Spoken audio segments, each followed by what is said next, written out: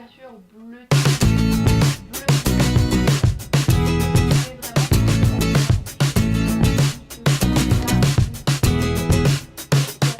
vous avez neige. Salut tout le monde, j'espère que vous allez bien. Je vous retrouve aujourd'hui pour une nouvelle vidéo sur la chaîne YouTube qui sera une vidéo tag, voilà, pour changer un petit peu et pour rompre la monotonie des vidéos au fil des livres qui ne font que de se suivre et de s'enchaîner.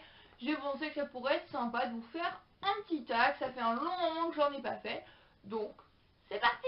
Alors je vais vous faire le tag Les 4 saisons, qui a été créé par une chaîne allemande et qui a été repris par notre superbe French Orchidea. Donc je vous mets le lien de sa chaîne en barre d'infos. Si vous ne la connaissez pas, honte à vous parce qu'elle est juste géniale. Je vous invite vraiment à aller voir sa chaîne.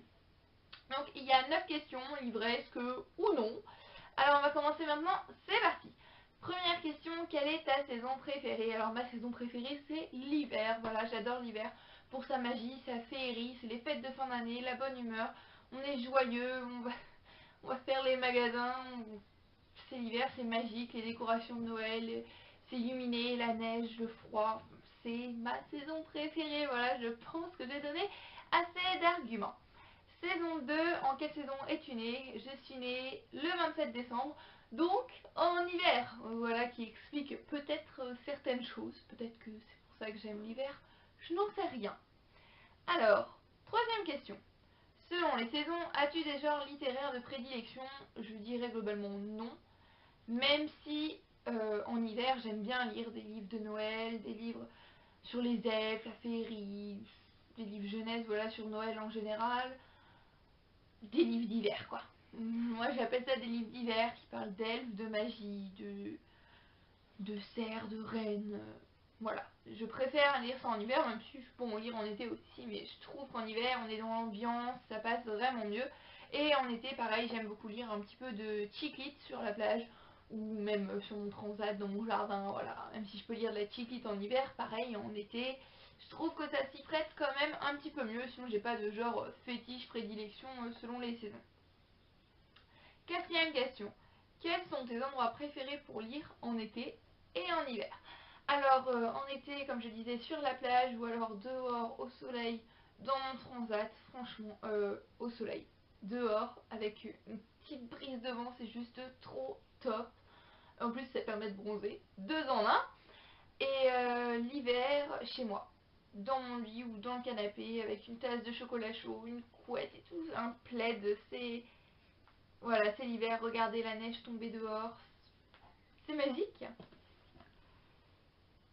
Alors, cinquième question. Choisis dans ta bibliothèque une couverture de livres pour chaque saison. Alors, j'ai cherché dans ma bibliothèque et je n'ai trouvé que 3 saisons, donc il en manque une malheureusement. J'espère que vous allez me pardonner, j'ai cherché, et malheureusement je n'en ai vraiment pas trouvé. Donc, on va commencer tout de suite avec le printemps. Donc, c'est un petit peu tiré par les cheveux quand même par explication. J'ai choisi Arthur et le monde des Minimoys, donc le tome... je ne saurais même pas vous dire quel tome c'est.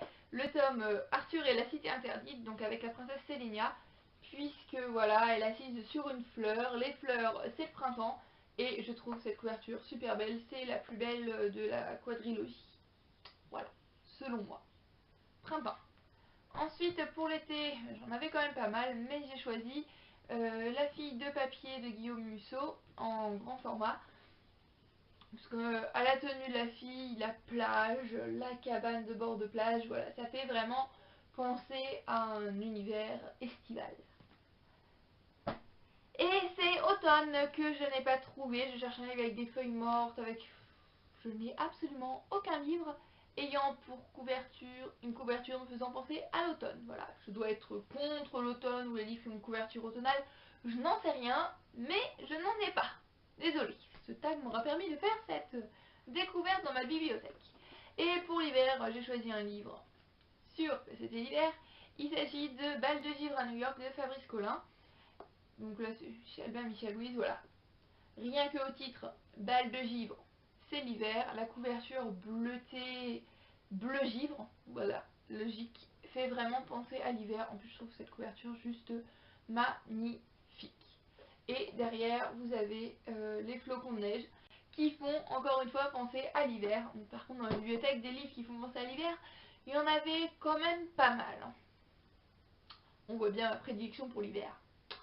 Connais-tu un roman où les saisons jouent un rôle particulier? Non, non, non, j'ai loupé une question. Question 6. Choisis dans ta bibliothèque un titre de roman qui te fait penser à une saison. Alors, j'ai choisi Rien ne vaut la douceur du foyer de Mary Higgins Clark, qui me fait penser à l'hiver. Voilà, vous avez gagné. Alors, déjà pour sa couverture avec la petite lampe et le fauteuil, qui me font totalement penser à l'hiver. Mais bon, la question c'était le titre. Rien ne vaut la douceur du foyer, pour moi, me fait vraiment penser à l'hiver, puisque ça me fait penser à ces moments l'hiver quand, personnellement, quand je rentre du lycée, qu'il fait super froid, limite qu'il neige des fois, que je rentre chez moi et que les radiateurs sont allumés, il fait chaud, je prends une tasse de chocolat chaud et tout, c'est magnifique, c'est le super moment de la journée. Et voilà, à ce moment-là, je me dis, rien ne vaut la douceur d'un foyer. Donc c'est pour ça que j'ai choisi ce livre. Ensuite, cette fois, question 7. Connais-tu un roman où les saisons jouent un rôle particulier dans l'histoire? Non. J'ai réfléchi et non, je n'ai pas trouvé. Je ne dois pas en avoir lu, ou alors je ne m'en souviens plus, c'est qu'ils ne m'ont pas vraiment marqué. En tous les cas, si vous en avez à me conseiller, n'hésitez pas à me le dire, ça me ferait plaisir. Comme ça, je pourrais essayer de découvrir quelque chose, puisque là, dans ma tête maintenant, j'en ai pas. Alors, question 8. Quand tu pars en vacances, préfères-tu prendre avec toi des livres de poche, des grands formats ou ta liseuse remplie d'e-books? Des livres de poche, puisque ça permet d'en mettre encore plus dans sa valise et d'en emmener plein, d'avoir plein d'histoires. Je prends toujours plein de livres, que ce soit quand je vais en vacances ou quand je vais à la bibliothèque tout simplement. J'en prends toujours plus que ce que je ne peux lire, puisque j'ai peur de ne plus en avoir. C'est assez bizarre, mais non. J'ai peur de ne pas en avoir assez, de ne plus en avoir en même temps, donc j'en prends plein. Si je prends des grands formats, ça va prendre toute la place dans ma valise. La liseuse, je suis pas trop une adepte des liseuses, c'est pas franchement mon truc. Enfin, pour le moment, peut-être qu'après ça va venir. Donc voilà, je dirais des poches. Bon, peut-être un ou deux grands formats. L'exception fait la règle. Et 9e et dernière question, si tu devais lire dans un endroit où il fait le même temps tout au long de l'année, non, si tu devais vivre, en plus j'ai du mal à me relire, c'est top Perrine, génial aujourd'hui. Si tu devais vivre dans un endroit où il fait le même temps tout au long de l'année, quelle température et quel type de temps choisiras-tu? Alors, je pense que je choisirais un temps où il fait assez chaud. Je sais, la fille qui se contredit trop, elle adore l'hiver, c'est sa saison préférée et tout, mais non, elle préfère vivre dans un endroit où il fait chaud, oui, parce que même si j'adore l'hiver, j'aime aussi le soleil et j'aime aussi un petit peu la chaleur, donc je pense qu'il ferait 23-24 degrés, assez chaud, mais avec quand même un petit peu d'humidité pour pas se déshydrater ou se dessécher, c'est un petit peu mieux. Et voilà, ouais, je pense que je choisirais ce genre de temps. Voilà, j'en ai terminé pour ce petit tag, j'espère vraiment qu'il vous aura plu. Je tag tous ceux qui veulent faire ce tag. Voilà, je ne tag personne en particulier, parce que je ne sais pas qui l'a fait, qui ne l'a pas fait. Donc si vous voulez faire ce tag, surtout n'hésitez pas à le faire. Si vous l'avez fait, bah, vous pouvez me passer le lien de votre vidéo en commentaire, ça me fera super plaisir d'aller voir et de voir ce que vous avez répondu à ces 9 petites questions. En attendant, je vous dis à tous à très bientôt, et je vous fais plein de bisous. Bye bye.